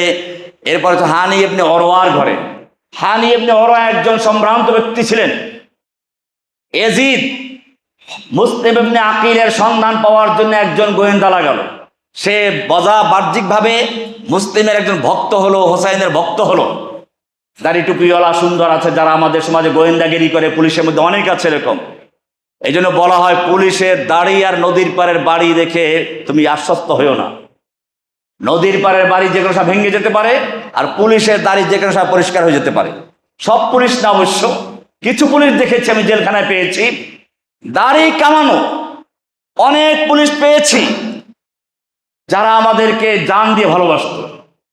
আর দাড়িওয়ালা অনেক পুলিশ পেয়েছি এরকম যারা আমাদের সামান্য ক্ষতি করতে দিতে পারে না। যাই আমি সেদিকে যাচ্ছি না। এরকম একজন গোয়েন্দা লাগালো এবং শেষ পর্যন্ত সেই মুসলিম হোরের আকিলের সন্ধান পেয়ে গেল। এসে খবর জানালো। ওবায়দুল্লাহ ইবনে জিয়াদ, হানি ইবনে ওরওয়া, যার ঘরে মুসলিম আকিল আশ্রয় নিয়েছিল, তাকে ডাকালো। জিজ্ঞেস করলো। প্রথমে তিনি অস্বীকার করেছিলেন। এর মধ্যে ওই যে গোয়েন্দা, তাকে হাজির করা হলো। এবারে অস্বীকার করার কোনো সুযোগ নেই, তিনি স্বীকার করলেন। তিনি বললেন, আমি তা আল্লাহর কসম তাকে তোমাদের হাতে তুলে দিব না। এমনকি সে যদি আমার পায়ের তলায়ও থাকে আমি তার সন্ধান দিব না। তাকে নির্যাতন করা, চরম অত্যাচার করা, বন্দী করা হলো। মুসলিম ইবনে আকিল খবর পেয়ে তিনি কিছু লোকদেরকে জড়ো করলেন, রাজপ্রাসাদে হামলা করবেন। ইবনে জিয়াদ তখন চালাকি করে তাদেরকে ভয় দেখালো, আশাও দেখালো, লোভ দেখালো। অনেক লোক তার থেকে সরে গেল, আস্তে আস্তে তিনি একা হয়ে পড়লেন। এমনকি সেই কুফায় তার একটা আশ্রয় দেওয়ার কেউ রইল না। তওয়া নামক এক মহিলার ঘরে তিনি আশ্রয় নিলেন, একটু পানি পান করলেন, থাকলেন। মহিলা তাকে আশ্রয় দিলেন। মহিলার ছেলে বুঝতে পারলো কেউ একজন এসেছে, জিজ্ঞেস করলো, মা কে, ঘরে কে? বলে না, ও ঘরে কেউ নেই। গিয়ে দেখলো যে একজন লোক, এই তো সেই যাকে ওবায়দুল্লাহ বিন জিয়াদ তালাশ করতে পুরস্কার পাওয়া যাবে। বলল, মা আমি একটু তাহাজ্জুদ পড়বো, আমি মসজিদে গিয়ে তাহাজ্জুদ পড়বো। মা বললেন, না, তাহাজ্জুদ এখানে পড়ে নাও। যে ছেলে কোনো সময় নামাজও ঠিকমতো পড়ে না, আজকে তাহাজ্জুদ পড়তে মসজিদে যাবে, বাধা দেওয়ার তো সুযোগ নেই। সোজা চলে গেছে গভর্নর হাউসে, গিয়ে সেই ওবায়দুল্লাহ বিন জিয়াদকে খবর দিল এখানেই আছে। তাকে ধরে নেওয়া হলো। শেষ পর্যন্ত তিনি ওখানেও সত্যের উপর অটল থাকলেন, হকের উপর অটল থাকলেন। তাকে শহীদ করে দেওয়া হলো। এবং তারপরে যে ঘরে আশ্রয় নিয়েছিল সেই হানি ইবনে উরওয়া, তাকেও হত্যা করা হয়েছিল। এতে একটা বড় প্রভাব পড়ে যায় কুফার ভিতরে। সবাই এখন ইমাম হোসাইনকে বাদ দিয়া সবাই ইয়াজিদের বায়াত দিয়ে দিল। ওদিকে ইমাম হোসাইন রাদিয়াল্লাহু তাআলা আনহু মক্কার থেকে কুফার পথে রওনা হয়ে গেছেন। পথের মধ্যে তিনি ফারাজদাক শায়ের, আরবের প্রখ্যাত কবি ফারাজদাক, তার সাথে সাক্ষাৎ করলেন। তিনি আসছেন কুফার দিক থেকে। জিজ্ঞেস করলেন, কুফাবাসীর খবর কি? তিনি কবি সাহিত্যিক মানুষ, তিনি বললেন, কুলুবুহুম মাআক ওয়া সুয়ুফুহুম আলাইক। ঐতিহাসিক বাণী, কুলুবুহুম মাআক, কুফাবাসীর অন্তর আপনার সঙ্গে, তবে তলোয়ার আপনার বিরুদ্ধে। সুয়ুফুহুম আলাইকা, লাম লিল মুওয়াফিক, আলা লিল মুখালিফ। কুলুবুহুম মাআকা, তাদের অন্তর আপনার সঙ্গে, ওয়াসুয়ুফুহুম আলাইকা, তাদের তলোয়ারগুলো আপনার বিরুদ্ধে। ইমাম হোসেন রাদিয়াল্লাহু তাআলা তারপরও সামনে চললেন। এরপরে নিশ্চিত হলেন মুসলিম ইবনে আকিলকে হত্যা করা হয়েছে, কুফার অবস্থা পরিবর্তন হয়ে গেছে। তিনি সঙ্গীদেরকে নিয়ে বসলেন। তার সঙ্গে যারা ছিল তারা বলল, অনেকেই বলছিল যে আমাদের আর যাওয়া দরকার নেই, কিন্তু মুসলিম ইবনে আকিলের যারা আত্মীয় স্বজন ছিল তারা বলল, আমার ভাইকে হত্যা করা হয়েছে, তাকে রেখে আমরা ফিরে যেতে পারি না, তার খুনের বদলা অবশ্য নিতে হবে। শেষ পর্যন্ত ইমাম হোসেন রাদিয়াল্লাহু তাআলা আনহু বললেন, তোমাদের যদি কেউ ফিরে যেতে চাও ফিরে যাও। চলতে লাগলেন, কুফার কাছাকাছি চলে গেলেন। এবারে হুর ইবনে ইয়াজিদ নামে একজন লোক ইমাম হোসাইনের সাথে সাক্ষাৎ করলেন। তার দায়িত্ব ছিল তাকে পাহারাদারি করে নিয়ে যাওয়া। ইমাম হোসাইন রাদিয়াল্লাহু তাআলা বললেন, না, আমাকে হয়তো যেখান থেকে সেখানে যেতে দাও, অথবা কোনো মুসলিম বর্ডারে যেতে দাও, অথবা সরাসরি আমাকে ইয়াজিদের সঙ্গে সাক্ষাৎ করতে দাও। নিয়ে গেলেন, কারবালা নামক জায়গা পর্যন্ত পৌঁছে গেলেন। ইমাম হোসাইন জিজ্ঞেস করলেন, এই জায়গার নাম কি? তারা বলল, কারবালা। ইমাম হোসাইন রাদিয়াল্লাহু তাআলা বললেন, আল্লাহুম্মা ইন্নী আউযু বিকা মিন কারবি ওয়াল বালা। মূলত কারব আর বালা দুইটা শব্দ, দুইটার অর্থ হচ্ছে আলাদা আলাদা। কারবুন মানে মুসিবত, দুশ্চিন্তা, আর বালা তো বাংলা বোঝেন, বালা মুসিবত। ইমাম হোসাইন রাদিয়াল্লাহু তাআলা আনহু এভাবে দোয়া করলেন। শেষ পর্যন্ত সেখানে একজন যুদ্ধের কমান্ডার চলে আসলো, ওমর ইবনে সাদ। তার কাছে ইমাম হোসাইন এই প্রস্তাব করলেন। তিনি মনে করলেন যাক, ভালোই হয়েছে। তিনি খুশিতে এই প্রস্তাব পাঠালেন ইবনে জিয়াদের কাছে। কিন্তু এখানে ছিল আরেকজন লোক, সিমার ইবনে জিল জৌশান। এই সিমার বলল, না, কোনো ক্রমেই তাকে এখান থেকে তাকে সরতে দেওয়া হবে না, হয়তো বায়াত নইলে যুদ্ধ। ইবনে জিয়াদ সেই সিদ্ধান্তই করলেন। শেষ পর্যন্ত যুদ্ধ হলো। ইমাম হোসাইন আমি সংক্ষেপ করে বলছি, ইমাম হোসাইন রাদিয়াল্লাহু তাআলা আনহু যুদ্ধের ময়দানে আছেন। এক এক করে আহলে বাইতের এক একজন সদস্য শহীদ হচ্ছেন। শেষ পর্যন্ত ইমাম হোসাইন বলছিলেন, দেখো, তোমাদের যদি কারো যেতে মনে চায় চলে যাও। কেউ যায় নাই। ইমাম হোসাইনের পুত্র ছিল যাকে বলা হয় জয়নুল আবিদিন, আলী ইবনে হোসাইন জয়নুল আবিদিন নামে, যে অসুস্থ ছিল। অসুস্থ, একটু পানি পান করাবেন, যেই না পানি পান করেন তখন তাকে তীর মেরে ওখানে হত্যা করা হয়েছিল। এভাবেই আল্লাহর নবীর পরিবারের সদস্যদেরকে এক এক করে হত্যা করা হলো কুফার ময়দানে, কারবালার ময়দানে। ইমাম হোসাইন রাদিয়াল্লাহু তাআলা আনহুকেও ছাড়ল না, তাকে শহীদ করা হলো এবং তার মাথা খণ্ডন করে ইয়াজিদের দরবারে নিয়ে যাওয়া হলো। অবশ্য এখানে গিয়ে কি হয়েছিল সেখানে ইতিহাস বিভিন্ন রকম পাওয়া যায়। কেউ বলেছে ইয়াজিদ খুশি হয় নাই, বরং যে ইবনে জিয়াদ তাকে নিয়ে গেল তাকে লাঞ্ছনা করতে, তাকে অভিশাপ দিয়েছেন। আমি বলবো এগুলো রাজনৈতিক বিষয়, এগুলো মায়া কান্না। আমাদের শেখ হাসিনা অনেক কান্নাকাটি করেছেন, চোখে ওই যে কি লাগাতো যেন পানি আসার জন্য, হ্যাঁ, গ্লিসারিন লাগাতো, তারপরে ওই যে কি মলম আছে এগুলো লাগাতো, এরপরে কান্নাকাটি করতো আর ভিতরে বসে গান গাইতো। আপনারা যদি একটা আমার ফাঁসি চান একটা বই আছে পড়েন, তাহলে ওর চরিত্র বুঝবেন। এটাই হচ্ছে শাসকদের যুগে যুগে জালিমদের চরিত্র। তারা মায়া কান্না করে। ইমাম হোসাইনের যদি সত্যিকার তোমার সামান্য অন্তরে মহব্বত থাকতো, তাহলে যখন তিনি জানতে পারলা যে তিনি রওনা হয়ে এসেছেন আল্লাহর নবীর দৌহিত্র, নবীর পরিবারের সদস্য, ফাতেমা রাদিয়াল্লাহু তাআলা আনহার কলিজার টুকরা, আলী রাদিয়াল্লাহু তাআলার পুত্র, তার জন্য তুমি একটু সামান্য আসতে পারতে না? অথবা যেখানে নোমান ইবনে বশিরের মতো লোক ছিল সাহাবী, তাকে অপসারণ করে জালিম, খুনি, অত্যাচারী ইবনে জিয়াদকে সেখানে নিয়োগ দিয়েছে। এজন্য আবার অনেকে আছে এজিদের জন্য মায়া কান্না করে, এজিদকে বলে লাল রাহমাতুল্লাহ আলাই, কেউ বলে আমি পরিষ্কার বলে দেই, এজিদ সম্পর্কে আহলুস সুন্নাহ ওয়াল জামার আকীদা হচ্ছে আমরা এজিদের উপরে রাহমাতুল্লাহ আলাই বলবো না, লানাতুল্লাহ আলাই বলবো না, আল্লাহর উপরে ছেড়ে দিব। কিন্তু এজিদের প্রশংসা করা কোনো মুমিনের জন্য উচিত হবে না। কারণ এজিদের মনে যদি সত্যিকার অর্থে নবী পরিবারের জন্য মায়া থাকতো, সামান্য মহব্বত থাকতো, তাহলে সেইখানে নোমান ইবনে বশিরকে সরিয়ে দিয়ে জালিম, খুনি, অত্যাচারী ইবনে জিয়াদকে নিয়োগ দিতে পারে না। এই জন্য মনে রাখতে হবে, কিছু লোক আছে যখনই নবীর আব্বা আম্মার প্রশ্ন আসে বলে দেয় জাহান্নামী।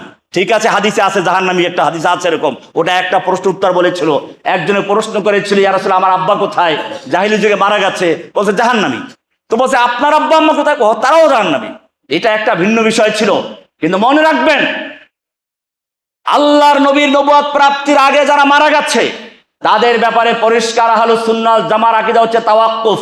সেখানে যারা মূর্তি পূজা করে নাই, যারা দেবদেবী পূজা করে নাই, মিল্লাতে ইব্রাহিম অনুসারী ছিল, তাদের ব্যাপারে আহলুস সুন্নাহ ওয়াল জামার আকীদা হচ্ছে তাওয়াক্কুফ করা। আল্লাহ তাদের ফয়সালা করবেন। নবীজির আব্বা আম্মা তারা মূর্তি পূজা করেছেন, কোনো প্রমাণ নেই। আর কোরআনে আল্লাহর নির্দেশ হচ্ছে ওমা কুন্না মুআযযিবিনা হাত্তা নাবআসা রাসূলা, আমি কোন জাতিকে রাসূল প্রেরণ করা ছাড়া শাস্তি বিধান করি না। সুতরাং রাসূল সাল্লাল্লাহু আলাইহি ওয়াসাল্লাম আব্বা আম্মা কোন রাসূল পান নাই, তাদের ব্যাপারে চূড়ান্ত সিদ্ধান্ত দেওয়ার অধিকার আমাদের নেই। কিছু লোক আছে এজিদকে কেমনে জান্নাতে নিবে আর আল্লাহর নবীর আব্বা আম্মাকে কিভাবে জাহান্নামে দিবে, এজন্য খুব উদ্গ্রীব হয়ে থাকে। নবীর আব্বা আম্মা কোথায়? জাহান্নামে। আর এজিদ কোথায়? জান্নাতে। এই সমস্ত ভণ্ডামি বাদ দাও। ইতিহাস পরিষ্কার করে দেয়, একদিকে আমরা যেরকম আমিরে মুআবিয়া রাদিয়াল্লাহু তাআলা আনহুকে দোষারোপ করতে পারি না, চাটুকাররাই তাকে পরামর্শ দিয়েছিল, যেটা আমি ক্লিয়ার করেছি। অপরদিকে ইমাম হোসাইন রাদিয়াল্লাহু তাআলা আনহুর শাহাদাতের থেকে এজিদকে সম্পূর্ণ নির্দোষ বলা যায় না। এই জন্যই আহলুস সুন্নাহ ওয়াল জামার যারা সত্যিকার অর্থে বিজ্ঞ আলেম, যারা আহলুস সুন্নাহর যারা সত্যিকার অনুসারী, তারা এই ব্যাপারে মুখ খোলেন না, তারা এ ব্যাপারে চুপ থাকেন। ফয়সালা আল্লাহর হাতে থাকবে। যাই হোক, ইমাম হোসাইনকে হত্যা করা হলো। এরপরে ঘটনা এই পর্যন্তই শেষ নয়, নতুন এক অধ্যায়ের সূচনা হচ্ছে। ইমাম হোসাইন রাদিয়াল্লাহু তাআলা শহীদ হওয়ার পরে, এটা ছিল 61 হিজরিতে, এরপরে মাত্র 3 বছর ইয়াজিদের খেলাফত চলে। 64 হিজরিতে সে মারা যায়। এরপরে শুরু হয় আরাক আন্দোলন, তাওয়াবুন আন্দোলন। এখানে সাদ ইবনে সুরাদ নামে একজন লোক, সুলাইমান ইবনে সুরাদ আল খুজাই নামে একজন লোক, তিনি চিন্তা করলেন আল্লাহর নবীর পরিবারকে এখানে হত্যা করা হয়েছে, নবীর নাতিকে হত্যা করা হয়েছে, এজন্য আমাদের তওবা করা উচিত। আমরাই তাকে আহ্বান করেছিলাম, দাওয়াত দিয়েছিলাম, আমাদের তওবা করে তাওয়াবিন নামে একটা সংগঠন তৈরি করা হলো। এরপরে তারা যুদ্ধ করলো সিরিয়ার বাহিনীর সাথে, এবং সেখানে এই লোক শহীদ হয়ে যায়, তারা ওখানে পরাজিত হয়। এরপরে আসে মুখতার আস-সাকাফির দৌর। এই মুখতার আস-সাকাফি নামে একজন লোক যখন আবার বিজয় লাভ করলো, তখন এই কারবালার ঘটনায় যারা জড়িত ছিল ধরে ধরে এক একটাকে জবাই করেছে। এরপরে শুরু হলো আরাক ইতিহাস। এতদিন পর্যন্ত এই যে ইখতিলাফ ছিল, এখানে কোনো আকীদার বিষয় ছিল না, রাজনৈতিক বিষয় ছিল। আমিরে মুআবিয়ার পক্ষে যারা, তারাও তাওহীদের অনুসারী ছিল। আলীর পক্ষে যারা, তারাও তাওহীদের অনুসারী ছিল। হোসাইনের পক্ষে যারা, তারাও তাওহীদের অনুসারী ছিল। এজিদের পক্ষে যারা, তারাও তাওহীদের অনুসারী ছিল। রাজনৈতিক বিরোধ ছিল। কিন্তু এরপরে যেটা শুরু হয়েছে আকীদা, এখান থেকে মুখতার সাকাবির পরের থেকে আহলে বাইতের মহাব্বতের নামে একদল লোক তৈরি হলো। খেলাফতের হকদার ছিল আমিরে মুআবিয়া রাদিয়াল্লাহু তাআলা আনহু নয়, একবারে সরাসরি আলী রাদিয়াল্লাহু তাআলা আনহু। সুতরাং আল্লাহর নবীর পরে যেই কয়জন খলিফা হয়েছে তারা সবাই অবৈধ, তারা সব জাহান্নামী। শিয়া ইমাম খমিনি লিখেছে, আমরা যদি মক্কা মদিনায় কখনো বিজয় লাভ করতে পারি তাহলে সর্বপ্রথম যেই কাজ হবে, আল্লাহর নবীর কবরের পাশে দুইটা মূর্তি আছে, ওই মূর্তি দুইটা অপসারণ করা। মূর্তি দুইটা কাকে বোঝাচ্ছে জানেন? আবু বকর এবং ওমর রাদিয়াল্লাহু তাআলা আনহুমাকে। শুধু এ পর্যন্তই না, তাদের কারো কারো লেখনীর মধ্যে পাওয়া যায়, বাকের আল মাজলিসি তার কিতাবে লিখেছে, একদিন শয়তান নাকি আল্লাহর কাছে, এটা জাল হাদিস, মিথ্যা হাদিস, তাদের ভাষায় হাদিস, শয়তান নাকি আল্লাহকে জিজ্ঞেস করলো, আল্লাহ আমি বড় দুর্ভাগা, তোমার সৃষ্টির মধ্যে আমার চেয়ে হতভাগা আর কেউ নেই। তখন আল্লাহ নাকি বলেছেন, তোর চেয়েও হতভাগা আরো আছে। তখন শয়তান খুব খুশি হয়ে গেছে, আরে আমার চেয়েও হতভাগা আছে, আল্লাহ আমি দেখতে চাই কারা এরা। বলে যাও জাহান্নামের দারোয়ান গিয়ে সালাম বলো আর বলো আমি ওই দুইটা লোককে দেখতে চাই যারা আমার চেয়ে হতভাগা। তখন আমি সেটাই করলাম, জাহান্নামের তলদাস থেকে দুজন লোককে আনা হলো, পুরে কয়লা হয়ে আছে। সে দুইটা লোক আর কেউ নয়, আবু বকর আর ওমর রাদিয়াল্লাহু তাআলা আনহুমা। এভাবে শিয়াদের গোড়াপত্তন শুরু হয়ে গেল। এরপরে আরো আকীদা শুরু হয়ে গেল আল ইমামাতুল মাসুমা, নিষ্পাপ ইমাম। এমন ইমাম, তাদের যুগে যুগে ইমাম আসবে, রাসূলের পরিবারের থেকে 12 জন ইমাম আসবে। সেই ইমামরা কারা? ওয়াইন্নালি আইম্মাতিনা মাকাম, আমাদের শিয়াদের যে ইমামগুলো তাদের এক একজনের মাকাম হচ্ছে লা ইয়াবলুগুহু মালাকুন মুকাররাব ওয়ালা নবিয়্যুন মুরসাল, যেই পর্যন্ত কোনো নবী রাসূল পৌঁছতে পারবে না, এত বড় মর্যাদা। এমনি ভাবে শিয়াদের মোতাবিয়া তো আছি এরকম অনেক কুসংস্কার নিয়ে, যে আজকে আমরা ভণ্ড সুফিদের যে আকীদা দেখতে পাই, বাউলদের যে আকীদা, এর বেশিরভাগ আকীদা এসেছে শিয়াদের থেকে। সেজন্য মনে রাখতে হবে, আমার এখন বক্তব্য হচ্ছে স্পষ্ট, ইমাম হুসাইন রাদিয়াল্লাহু তাআলা আনহুকে মক্কার থেকে দাওয়াত দিয়ে নিয়েছিল তারাই যারা ইমাম হুসাইনকে ভালোবাসতো, মহাব্বত করত। ইমাম হুসাইন সেই কারবালার মাঠে যুদ্ধের ময়দানে অবতীর্ণ হয়ে নাম ধরে ধরে ডেকেছেন, তোমরা আমাকে আহ্বান করেছিলে, তোমরা জানো আমার পরিচয় কি, আমি আল্লাহর নবীর নাতি, আমি ফাতেমার সন্তান, আল্লাহর নবী আমার ঠোঁটে চুমু খেয়েছেন, আমি আল্লাহর রাসূল আমাকে জান্নাতের সুসংবাদ দিয়েছেন, আর তোমরা আমাকে এইভাবে হত্যা করছো। এইভাবে তিনি সেখানে ভাষণ দিয়েছিলেন। আমরা বুঝতে পারলাম ইমাম হুসাইন রাদিয়াল্লাহু তাআলা আনহুকে দাওয়াত দিয়েছিল তারা যারা তাকে ভালোবাসে, হত্যাও করেছে তারা যারা তাকে আহ্বান করেছিল। সুতরাং শিয়ারা ইমাম হুসাইন রাদিয়াল্লাহু তাআলা আনহুকে হত্যা করেছে, তাকে দাওয়াত দিয়ে গাদ্দারি করেছে, বিশ্বাসঘাতকতা করেছে। আবার সেই শিয়ারা মুহররম এলে হাই হাসান করবে, এগুলোকে কঠোরভাবে প্রতিরোধ করতে হবে। মনে রাখতে হবে, ইমাম হুসাইনকে হত্যা করেছে শিয়ারা। তার আরো জ্বলন্ত প্রমাণ, আপনার বাড়িতে চোর আসছে, চোরকে আপনি খুঁজে পাচ্ছেন না, পরের দিন সকালে চুরি যাওয়া মাল একজনের ঘর থেকে পাওয়া গেল, আর বুঝতে বাকি নাই মাল যেখানে পাওয়া গেছে, চুরি যাওয়া মাল, চোর সে ঘরেই আছে। আমরা দেখলাম শিয়ারা ইমাম হুসাইন রাদিয়াল্লাহু তাআলা আনহুর ঘোড়ার লাগাম, ইমাম হুসাইনের তরবারি, ইমাম হুসাইনের পোশাক, এই সবগুলো নিয়ে এখনো মিছিল করে, মাতম করে। আমরা বলতে চাই, ইমাম হুসাইনকে হত্যা করেছিল কারা? আমাদের কাছে স্পষ্ট, আরো স্পষ্ট হয়েছে যখন শিয়াদের কাছে ইমাম হুসাইনের ঘোড়ার লাগাম পাই, যখন শিয়াদের কাছে ইমাম হুসাইনের তলোয়ার পাই, যখন শিয়াদের কাছে ইমাম হুসাইনের পাগড়ি পাই, তখন আমাদের জানতে বাকি নেই, বুঝতে বাকি নেই, হত্যাকারী কাতিলে হুসাইন এই শিয়ারাই হত্যা করেছে, শিয়ারাই ইসলামের একটা উজ্জ্বল নক্ষত্রকে নিভিয়ে দিয়েছে। এটা মনে রাখতে হবে। ইতিহাসে আমরা 3 রকমের লোক পাই। একটা হচ্ছে মূসা আলাইহিস সালামের বাহিনী, যারা স্বচক্ষে দেখলো নদী পানি দুভাগ হয়ে গেছে, পার হয়ে চলে আসলো। এরপরে মূসা আলাইহিস সালাম তুর পাহাড়ে চলে গেলেন, তাদের মধ্যে কিছু লোক গাদ্দারি করলো, মূর্তি বানাইলো, পূজা শুরু করে দিল। আল্লাহর হুকুম হলো, যাও বাইতুল মুকাদ্দাসে দখল করো, গিয়ে ওখানে তোমাদের যুদ্ধ করতে হবে। যেই শুনলো যুদ্ধ করতে হবে, যেই লোকগুলো এতক্ষণ পর্যন্ত আল্লাহর সাহায্য প্রত্যক্ষ করেছে, তারা বলল, মূসা ইযহাব আনতা ওয়া রাব্বুকা ফাকাতিলা হাহুনা ইন্না হাহুনা কায়িদুন, তুমি আর তোমার রব গিয়ে যুদ্ধ করো, আমরা এখানে বসে পড়লাম। আল্লাহ তাআলা তাদেরকে এমন ভাবে বসাই দিলেন 40 বছর পর্যন্ত ওই ময়দানে ঘুরতে রয়েছে, থাকতে রয়েছে। এ হলো এক জাতি।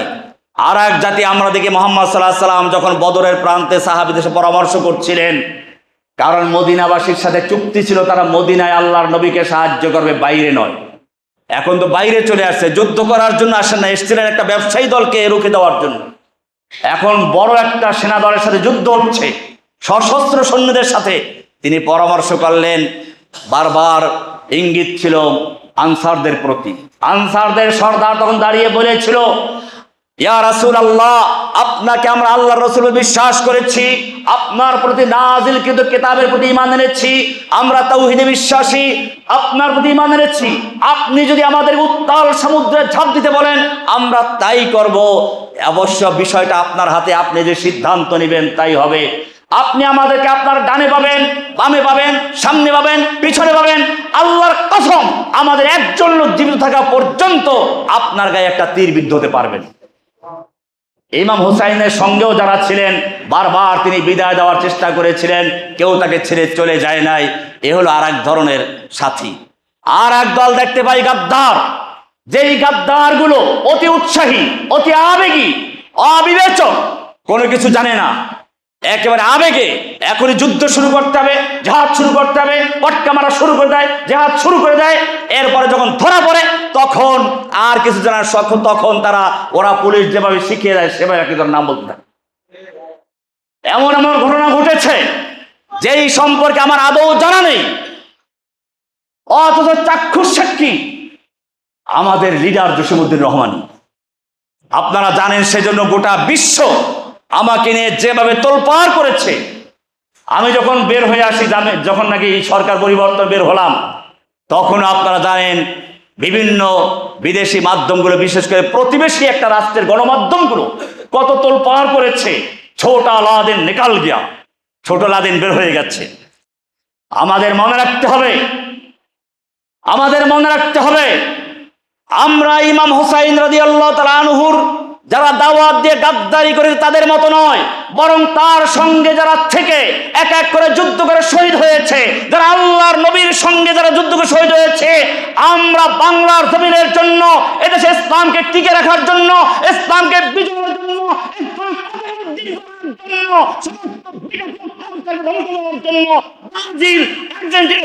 ধ্বংস করে দিয়ে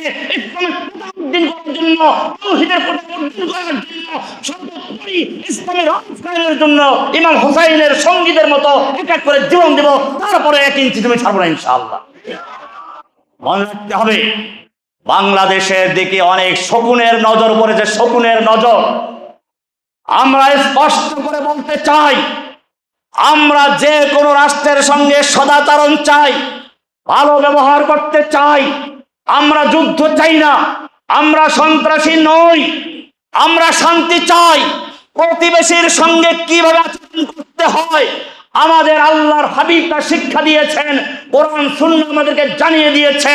কিন্তু তার যদি কোনো ব্যক্তি বাংলাদেশের দিকে চোখ তুলে তাকায়, যে বাংলাদেশ একটি মসজিদ, এই মসজিদের প্রতি ইঞ্চি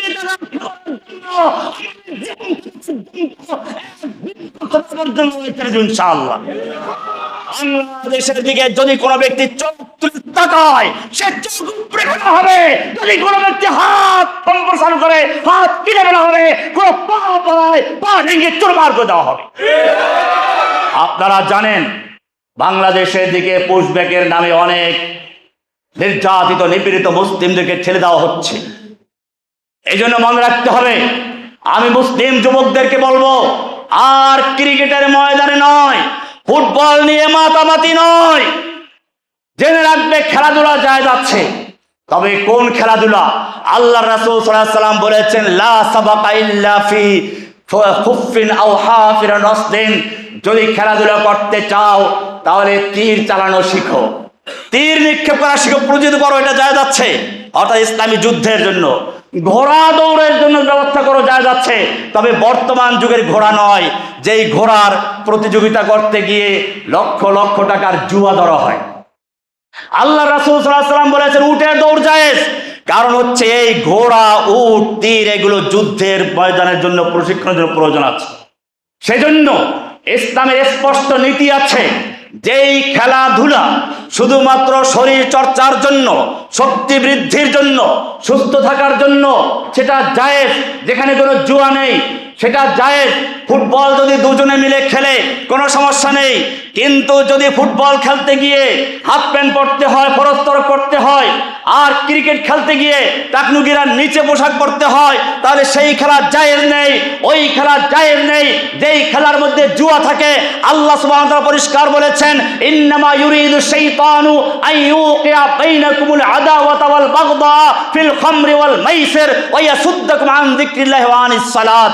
নিশ্চয়ই আল্লাহ তাআলা বলছেন সূরা মায়দা 91 নম্বর আয়াত, আল্লাহ বলছেন নিশ্চয়ই শয়তান চায়, ইন্নামা ইউরিদু শাইতান আন ইউকিয়া বাইনাকুমুল আদাওয়াতা ওয়াল বাগদা, তোমাদের মুসলিম যুবকদের মধ্যে শত্রুতা, মারামারি, ঘৃণা তৈরি করতে চায় মদ এবং জুয়ার মাধ্যমে। জুয়া, এই ফুটবলের সাথে জুয়া জড়িত আছে, এই খেলাগুলোর সাথে লক্ষ কোটি টাকার জুয়া জড়িত আছে। আল্লাহ তাআলা বলছেন শয়তান চায় তোমাদের মধ্যে ঘৃণা, শত্রুতা, বিদ্বেষ তৈরি করতে। ওয়া ইয়াসুদ্দাকুম আন যিকরিল্লাহি ওয়া আনিস সালাত, সালাত থেকে, আল্লাহর জিকির থেকে বিরত রাখতে চায়। বোঝা গেল যেই খেলা আল্লাহর জিকির থেকে বিরত রাখে, যেই খেলা সালাতের থেকে বিরত রাখে, যেই খেলা করতে গিয়ে ফরজ তরফ হয়, যেই খেলা গিয়ে উলঙ্গপনা, বেহায়াপনা, নাচ গান দেখতে হয়, যেই খেলার মধ্যে নারীদের বিলম্বনা থাকে, সেই খেলা ইসলাম অনুমোদন করে না। এমনি ভাবে খেলাধুলা জায়েজ আছে, শর্ত আছে। যেই খেলাধুলার জন্য ইসলামের উপকার আছে, জিহাদের উপকার আছে, এই জন্য ওই খেলাধুলা জায়েজ করা হয়েছে। এছাড়া যেই খেলাধুলার মধ্যে তাসাব্বু বিল আকওয়ামিল কাফিরা, কাফের মুশরিকদের সাথে সাদৃশ্যতাপূর্ণ হয়, এই খেলাধুলা জায়েজ নেই। যেই খেলাধুলার মধ্যে কাফেরদের তালি দেওয়া হয়, জায়েজ নেই।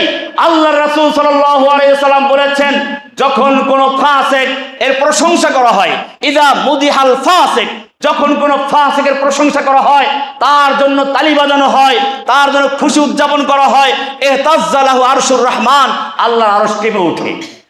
তাহলে যেই কাফের মুশরিকরা ইসলামের বিরুদ্ধে কাফের শক্তির সঙ্গে যুগে যুগে ঐক্যবদ্ধ হয়েছে, ইসলামী খেলাফতকে ধ্বংস করেছে, সেই কাফের মুশরিকদের পক্ষে যারা স্লোগান দেয়, যারা মিছিল করে, যারা তালি বাজায়, যারা পতাকা তৈরি করো, যারা নিজের বাড়ির বাড়ির উপরে পতাকা তৈরি করছো, জেনে রাখো আল্লাহর গজব নেমে তোমাদের সবকে ধ্বংস করে দিতে পারে। এভাবেই গজব এসেছে যখনই কোনো জাতি আল্লাহর বিধানকে বাদ দিয়ে কাফের মুশরিকদেরকে অনুসরণ করেছে, কাফের মুশরিকদেরকে মহব্বত করেছে, আল্লাহ তখন সেই কাফের মুশরিকদেরকে তাদের উপর চড়াও করে দিয়েছে। আমি গত জমা বলেছিলাম, ফিলিস্তিন, কাশ্মীর, সেই দিল্লির লাল কিল্লা এখনো দাঁড়িয়ে আছে, কিন্তু মুসলিমদের সেই নেতৃত্ব নাই, কর্তৃত্ব নাই, রাজত্ব নাই, সেই সুলতানরা নাই। সেই স্পেনের আলহামরা দাঁড়িয়ে আছে, জামে কর্তোবা দাঁড়িয়ে আছে, যেখান থেকে তাফসিরে কুরতুবী লেখা হয়েছিল। এখন আর মুসলিমদের সেই শাসকগুলো নেই। আমি আগেও বলেছি, যুগে যুগে আমরা দেখি কেবল শেষে যার গল্প তাকে আমরা দোষারোপ করি। মীর জাফরকে সবাই দোষ দেয় যে সে গাদ্দারি করেছে, আর এই জন্য নবাব সিরাজউদ্দৌলার পতন হয়েছে। আমি গত জুমায় বলেছিলাম, আবারও বলবো, মীর জাফর শুধু একা দায়ী নয়, বরং নবাব সিরাজউদ্দৌলার কবর রচনা করে গিয়েছিল তার নানা নিজে। আলীবর্দী খান নিজে কবর রচনা করেছিল। কারণ হচ্ছে এই, তিনি তার বেহায়াপনা, তার মদ পান, তার ফাসিকি ফুজুরিকে বৈধতা দিতে গিয়ে মুসলিম উজিরদেরকে, মন্ত্রীদেরকে অপসারণ করেছিল। এমনি ভাবে মুসলিম জমিদার থেকে জমি কেড়ে নিয়ে হিন্দুদেরকে জমিদারি করিয়েছিল। এইভাবে তার চারপাশে হিন্দুদেরকে বসিয়েছে, সব জায়গায় হিন্দুদের কর্তৃত্ব দিয়েছে। এক সময় তিনি মরে গেছেন, তার নাতি যদিও নবাব হয়েছে, কিন্তু চতুর্পাশে সেই খুনিরাই ছিল। সুযোগ পেয়ে মীর জাফরের মাধ্যমে কামটা ঘটিয়ে দিয়েছে। ঠিক তেমনি ভাবে এখনো যারা এই বাংলাদেশের শাসক আছে, আমি বারবার বলি, আল ফিতনাতু ইযা আকবালাত আলিমাতিল উলামা, ফিতনা যখন শুরু হয় তখন আলেমরা টের পায়, আর যখন নাকি ফিতনা সর্বনাশ করে চলে যায় তখন জাহেলরা টের পায়। উলামায়ে কেরাম স্পষ্টভাবে সাবধান করছেন, বাংলাদেশের আকাশে এক কালো ঘন মেঘ ছায়া দিচ্ছে। এখনো যদি বাংলাদেশের যুবকেরা তৌহিদি জনতা ঐক্যবদ্ধ হয়ে মোকাবেলার জন্য প্রস্তুতি গ্রহণ না করে, যুবকরা যদি সেই খেলায় মত্ত থাকে, খেলা করতে গিয়ে মারামারি করে, কবরে যায়, হাসপাতালে যায়, কিয়ামতের মাঠে আল্লাহর কাছে জবাবদেহি করতে হবে। জেনে রাখবেন, এই দেশের স্বাধীনতা সার্বভৌমত্ব কিছুই থাকবে না। এই মসজিদগুলো হয়তো থাকবে, কিন্তু মসজিদ না, তখন হিন্দুরা বের করবে এই মসজিদগুলোর নিচে মন্দির আছে। বাবরি মসজিদ এভাবেই শহীদ করে দেওয়া হয়েছে। এখন স্লোগান তুলেছে বিশ্বের সবচেয়ে ইসলামের বড় একটা প্রতিষ্ঠান দারুল উলুম দেওবন্দ। আমি ওখানের ছাত্র, আমি ছাত্র বলে ওইটা বড় তা না, আমার মতো লক্ষ লক্ষ হাজার হাজার না লক্ষ লক্ষ ছাত্র সারা দুনিয়া ইসলামকে প্রচার করে যাচ্ছে দারুল উলুম দেওবন্দের ছাত্র হয়ে। দারুল উলুম দেওবন্দের অনেকেই বলে সুফিবাদের প্রচারক। আমি সকলকে সাবধান করতে চাই, দেওবন্দি হও, দেওবন্দি বিরোধী হও। দেওবন্দিরা ঠিকই আছে, পীর মুরিদি করেছে, সুফিবাদ আছে, কিন্তু সেই সুফিবাদ সেই বেরেলভী সুফিবাদ নয়, সেই সুফিবাদ কবর পূজারী সুফিবাদ নয়। সেই সুফিবাদ বলো সেটা ছিল আধ্যাত্মিকতার শক্তির ব্যাপার। সেখানে যাদেরকে দেওবন্দি বলা হয় তারা এক একজন যোদ্ধাও ছিলেন। কাসেম নানভী রহমাতুল্লাহ আলাই নিজে যুদ্ধ করেছেন, কমান্ডারের দায়িত্ব পালন করেছেন। হাজী ইমদাদুল্লাহ মুহাজির মক্কি রহমাতুল্লাহ আলাই থানা ভবনকে রাজধানী করে ইসলামী খেলাফত ঘোষণা করেছিলেন, তিনি ছিলেন আমিরুল মুমিনিন। এরপরে রশিদ আহমদ গঙ্গুহি রহমাতুল্লাহ আলাই তিনি ছিলেন প্রধান বিচারপতি। এইরকম ভাবে ইংরেজদের বিরুদ্ধে যুদ্ধ করে একটা ইসলামী রাষ্ট্র গঠন করে লড়াই করে তারপরে যখন কিছু গাদ্দারের কারণে পরাজিত হলেন, তারপর তারা সিদ্ধান্ত নিলেন এখন আমরা সম্মুখ যুদ্ধ না করে একটা ইসলামিক প্রতিষ্ঠান করি, যেখান থেকে আবার ভবিষ্যৎ নেতৃত্ব তৈরি হবে, মুজাহিদ তৈরি হবে, লিডার তৈরি হবে, যারা আবার ইংরেজদের বিরুদ্ধে লড়াই করে ভারতবর্ষকে উন্মুক্ত করবে। সেই পরিকল্পনা নিয়ে দেওবন্দ মাদ্রাসা প্রতিষ্ঠা হয়েছিল এবং বাস্তবে তাই হয়েছে। দারুল উলুম দেওবন্দের সন্তানরাই পরবর্তীতে খেলাফত আন্দোলন, রেশমি রুমাল আন্দোলন, ইংরেজ খেলাফত আন্দোলন, এই ফরাজি আন্দোলন, যত খেলাফত আন্দোলন সব কিছুর মাধ্যমে এদেশ থেকে, ভারত থেকে ইংরেজদেরকে তাড়িয়েছিল। সেজন্য মনে রাখতে হবে অকিফত হ্যায় ইস রাজ সে দার রসন ভি হর দৌর মে তকমিল ওয়াফা হামসে হুই হ্যায়। সুতরাং দেওবন্দিরা সুফি হলো, সেই সুফি ছিল মুজাহিদ সুফি, যোদ্ধা সুফি, সেই সুফি ছিল তাওহীদবাদী সুফি। আর এটাকে কেন্দ্র করে যারা ব্যবসা করে, কবর পূজারী, মাজার পূজারী, এদের সঙ্গে দেওবন্দি সুফিবাদের কোনো সম্পর্ক নেই।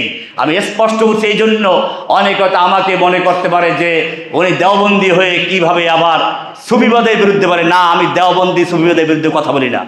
আমি যারা হক ওলামায়ে কেরাম, যারা কোরআন এবং সুন্নাহ মোতাবেক চলে, সে যেই নামেই কাজ করুক, পীর নাম ধরুক আর শায়েখ নাম ধরুক, কোরআন সুন্নাহর অনুসরণ করে, তাওহীদের কথা বলে, এরায় কালিমাতুল্লাহর কথা বলে, আল্লাহর জমিনে আল্লাহর দ্বীনকে বিজয়ী করে কথা বলে, আমি তাদের সঙ্গে ঐক্যবদ্ধভাবে আছি এবং কিয়ামত পর্যন্ত মৃত্যুবরণ থাকার ইচ্ছা আছে।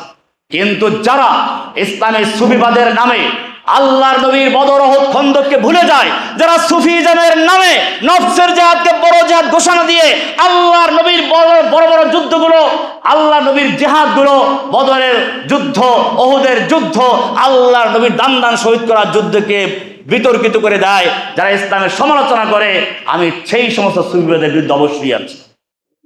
সেজন্য আমাদের দুইটা জিনিস করতে হবে। একটা হচ্ছে এই তাওহীদ, বিশুদ্ধ আকীদা, সমস্ত শিরক আর বেদাতের বিরুদ্ধে, সমস্ত ভণ্ডামির বিরুদ্ধে, সমস্ত ফিতনার বিরুদ্ধে।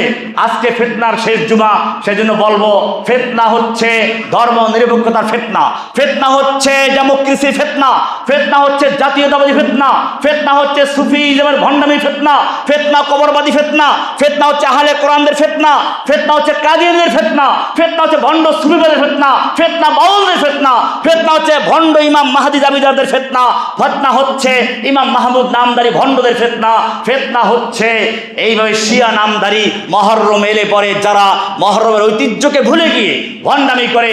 আল্লাহর রাসূল সাল্লাল্লাহু আলাইহি ওয়াসাল্লাম এমন অনেকে প্রশ্ন করে, ইমাম হুসাইন তো শহীদ হলেন পরে, আল্লাহর নবী কি করে জানলেন মুহররমের এত ফজিলত? আমি স্পষ্ট বলতে চাই, মুহররম মাসের আগামী জুমা হচ্ছে মুহররমের 10 তারিখের পড়বে হয়তো। এর মধ্যে আপনাদেরকে মনে রাখতে হবে, আল্লাহর রাসূল সাল্লাল্লাহু আলাইহি ওয়াসাল্লাম স্পষ্ট করেছেন, আল্লাহর নবী বলেছেন সবচেয়ে রমজানের পরে সবচেয়ে ফজিলতপূর্ণ মর্যাদাপূর্ণ যে রোজা হচ্ছে তা হলো শাহরুল্লাহিল মুহাররম, মুহররম মাসের ফজিলত। আল্লাহ নবী সাল্লাল্লাহু আলাইহি ওয়াসাল্লাম মুহররম মাসে রোজা রাখতেন। একটা হচ্ছে আশুরার দিন, আল্লাহর রাসূল আশুরার দিন রোজা রাখতেন। আশুরার দিন সম্পর্কে বলা আছে, আহতাসিবু আলাল্লাহি আন ইউকাফিরা আস-সানাতা আল্লাতী ক্বাবলাহা। আশুরার দিন রোজা রাখা 1 বছর আগের সমস্ত গুনাহগুলো মাফ হয়ে যায়। আমরা আরাফাতের রোজা সম্পর্কে জেনেছিলাম 1 বছর আগের, 1 বছর পরে। আর এই যে সামনে আসতেছে আশুরার দিন, এই দিনের রোজা রাখলে পরে আল্লাহ রসুল বলেছেন 1 বছর আগের গুনাহগুলো মাফ হয়ে যায়। এমনি ভাবে আল্লাহ রসুল সাল্লাল্লাহু আলাইহি ওয়াসাল্লামকে বলা হলো, এই সময় তো ইহুদিরা রোজা রাখে, আল্লাহ রসুল সাল্লাল্লাহু আলাইহি ওয়াসাল্লাম বলেন তাহলে আগামী বছর যদি আমি বেঁচে থাকি একদিন 9 তারিখ সহ রাখবো, কারণ ইহুদি খ্রিস্টানদের মিল রাখা যাবে না। কি পরিষ্কার দিন আমাদের। আল্লাহ নবীকে যখন বলা হলো এই দিন ইহুদিরা রোজা রাখে, তিনি বললেন কেন তোমরা রোজা রাখো?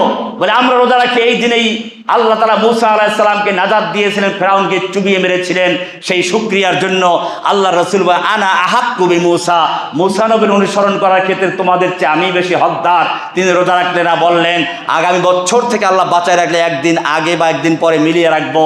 কিন্তু পরের বছর আল্লাহ নবী আর বাঁচেন নাই, দুনিয়া থেকে চলে গেছেন। সুতরাং এই মুহররম মাস, এই মাসে রোজা রাখার ফজিলত আছে। একটা হচ্ছে মুহররম মাসের রোজা, আর একটা হচ্ছে আশুরার রোজা। আশুরার রোজা আপনারা যারা রাখবেন অবশ্যই 10 তারিখের আগে অথবা পরে একদিন মিলাবেন। উত্তম হচ্ছে 9 তারিখ রাখা, 9 এবং 10 2 তারিখ রাখা। এমনি ভাবে আশুরার রাতে ইবাদত করার ফজিলত আছে। আশুরা শুধুমাত্র ইমাম হুসাইনকে কেন্দ্র করে নয়, বরং আশুরার দিন আল্লাহ তাআলা আসমান জমিন সৃষ্টি করেছেন, আশুরার দিন আদম হাওয়াকে সৃষ্টি করেছেন, আশুরার দিবসে আল্লাহ তাআলা আসমান জমিন সৃষ্টি করেছেন, জান্নাত জাহান্নাম সৃষ্টি করেছেন, আশুরার দিবসে আল্লাহ তাআলা আদম আলাইহিস সালামকে জান্নাত থেকে দুনিয়ায় নামিয়ে দিয়েছিলেন।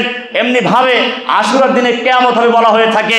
সেজন্য মনে রাখবেন আশুরার দিন শুধুমাত্র ইমাম হুসাইনের শাহাদতকে কেন্দ্র করে নয়, বরং আমি বলি যেরকম শুক্রবারে মৃত্যুবরণ করলে আমরা বলি লোকটা ইমানদার হলে তাকে আরো একটা ফজিলত অতিরিক্ত হলো, ঠিক তেমনি ভাবে আশুরার দিনের অনেক ফজিলত। ইমাম হুসাইন রাদিয়াল্লাহু তাআলা আনহু শাহাদত বরণ করেছেন এই আশুরার দিবসে, এজন্য তার শাহাদতের মর্যাদা আরো বেড়ে গেছে। আশুরার দিবসের মর্যাদা তার শাহাদতকে কেন্দ্র করে নয়, বরং আশুরার দিবসকে কেন্দ্র করে তার শাহাদতের মর্যাদা আরো বেড়ে গেছে।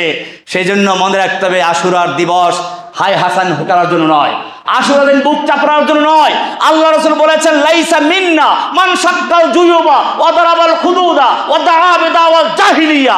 ওই লোকগুলো আমাদের উম্মতের অন্তর্ভুক্ত নয়। লাইসা মিন্না, আমাদের মুসলিমদের অন্তর্ভুক্তই নয়। কারা? মান দারাবাল খুদুদা, যারা গাল চাপড়ায়, মানুষ মরে গেলে গাল চাপড়ায়, অনেক মেয়েরও গাল চাপড়ায়, ভাইকে ধরে কান্নাকাটি করে, ছেলে কান্না করে, হাই হাই করতে থাকে, এগুলো দাওয়াল জাহিল, এগুলো জায়েজ নেই। হ্যাঁ, চোখে পানি আসবে, অন্তর ব্যথিত হবে, কিন্তু আল্লাহর বিরুদ্ধে কোনো অভিযোগ থাকবে না। আজরাইল আর খুঁজে পাইলো না, আমার ঘরে ঢুকলো, আমার ছেলেকে নিয়ে গেল, আল্লাহ আমাকে নিয়ে গেল না কেন? ওই আজরাইলের একটা গল্প আছে, রূপকথা। এরকম একজন বলছিল স্বামী মারা গেছে, চিৎকার মারতেছে, স্বামী অসুস্থ, আজরাইল আমাকে নিয়ে যাও, আমার স্বামীকে নিয়ে যায় না। আজরাইল এসে বলতে ঠিক আছে আমি এসে গেছি, তোমাকে নিয়ে যাবো। না না, আমার স্বামী তো ওই ঘরে, আমার স্বামী তো ওই ঘরে, এখানে কেন আসছো? মনে রাখতে হবে এই চালাকি, এগুলো দাওয়াল জাহিলি। আল্লাহ রাসূল পরিষ্কার বলেছেন লাইসা মিন্না, ওই লোকগুলো আমার উম্মতের অন্তর্ভুক্তই নয়। মান দারাবাল খুদুদা, যারা গাল চাপড়ায়, অসাক্কাল জুয়ুবা, জামা কাপড় ছিঁড়ে ফেলে, ও দাআ বিদাওয়াল জাহিলিয়া, আর জাহিলিয়াদের মধ্যে চিৎকার করে হায় হোসেন, হা হোসেন, ও হোসেন ইত্যাদি চিৎকার করে, আমার উম্মতের অন্তর্ভুক্তই নয়। সেজন্য মনে রাখতে হবে, গত দিন আলোচনা করেছিলাম এক ফিতনা ছিল জঙ্গে সিফফিনের পরে তৈরি হয়েছিল, খাওয়ারিজদের ব্যাপারটা চরম একটা ইসলামের ক্ষতিকর একটা অংশ। আর আজকে আলোচনায় চলে আসলো আর একটা ইতিহাসের ধারাবাহিকতায়, শিয়া। এই শিয়া এখন আপনি দেখবেন ইরানিরা যুদ্ধ করছে, ঠিক আছে, তারা যুদ্ধের একটা রাজনীতির অংশ, কারণ ফিলিস্তিন তাদের দখল হয়ে গেলে তাদের ক্ষতি আছে। কিন্তু মনে রাখতে হবে, আমরা হয়তো, আমি পরিষ্কার বলি, এই ক্ষেত্রে শিয়াদের আমরা সমর্থন করি। সেটা এরকম, যখন ভারতবর্ষে যখন ইংরেজদের যুদ্ধ হচ্ছিল, তখন সেই দেওবন্দের কৃতি সন্তান আল্লামা হোসাইন আহমদ মাদানী রহমাতুল্লাহ আলাইহিকে কেউ প্রশ্ন করেছিল, আপনি ইংরেজ বিরোধী আন্দোলনে কংগ্রেসের সঙ্গী হয়ে যুদ্ধ করছেন।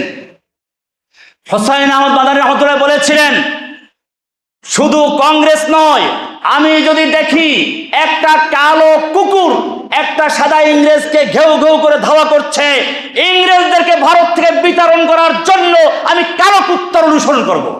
আমিও বলি ইহুদিদেরকে এবং বাইতুল মুকাদ্দাসকে মুক্ত করার জন্য শিয়ারা লড়াই করছে, সেজন্য শিয়া নয়, আরো যদি কেউ কালো কুত্তাও যদি সেখানে লড়াই করে আমরা তাদেরকে সমর্থন দিয়ে যাব।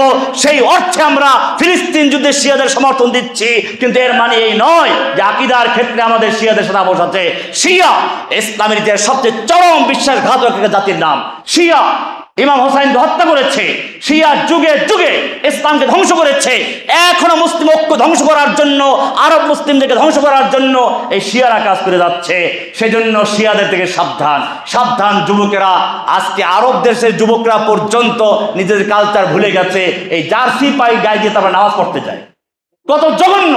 তুমি তোমার মোহাব্বত গায়ে দিয়েছো, রাসূলের পোশাক নয়, তুমি পোশাক গেছো কাফেরদের পোশাক, আর মসজিদে নামাজ পড়ছো আল্লাহ খুশি করার জন্য। আমি সেদিন হুন্ডায় যাচ্ছিলাম এক জায়গাতে, তোর যে ভাড়ায় চালায়, দেখি সামনে দুইটা পতাকা, আমি বলি তাড়াতাড়ি খোলো এগুলোকে। যাক, সেই কথা মেনেছে। তো এই জন্য মনে রাখতে হবে, আমাদের ফিতনা নিয়ে আলোচনা করছিলাম, মা জহরা মিনহা বাতান, ফিতনা যুগে যুগে, আজকে শেষ পর্ব। এই ফিতনা চতুর্মুখী, এজন্য আমাদের চোখ কান খোলা রাখতে হবে, কোরআন এবং সুন্নাহ মোতাবেক জীবনযাপন করতে হবে। কারো কোনো রঙিন কথা দিয়ে বা চমকদার কথা দিয়েও আমাদেরকে উৎসাহিত হওয়া যাবে না, কোনো বিপদগামী হওয়া যাবে না। আল্লাহ সুবহানাহু ওয়া তাআলা আমাদের সকলকে কথাগুলোকে বুঝার এবং আমল করার তৌফিক দান করুন। মুহররম মাসের যথাযথ মূল্যায়ন করা, ইবাদত করা, সিয়াম পালন করা, তাসবিহ তাহলিল করা, কোরআন পড়া, দুরূদ পড়া, এগুলো বেশি বেশি করি। আল্লাহ তাআলা আমাদের তৌফিক দান করুন, আমিন। ওয়া সাল্লাল্লাহু তাআলা আলা নবিয়িনা মুহাম্মদ।